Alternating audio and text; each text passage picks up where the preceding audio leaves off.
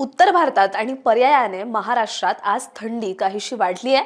उत्तरेकडून थंड वाऱ्यांचे प्रवाह वाढले, त्यामुळे राज्यातील अनेक भागात आज पुन्हा किमान तापमानात काहीशी घट पाहायला मिळाली। राज्यात थंडीत काहीसे चढ-उतार राहू शकतात असा अंदाज हवामान विभागाने दिलाय। राज्यात मागील 2 दिवसांमध्ये किमान तापमानात काहीशी वाढ झाली होती, पण आज पुन्हा तापमान अनेक भागात कमी झालं होतं। उत्तर भारतातही थंडीचा कडाका चांगलाच वाढलाय। उत्तर भारतातील बहुतांश भागात धुक्याची चादरही पाहायला मिळाली। तसंच अनेक भागात थंडीची लाटही आहे। मध्य प्रदेशातील शिवपुरी येथे देशातील नीचांकी 1 अंश सेल्सिअस तापमानाची नोंद झाली होती।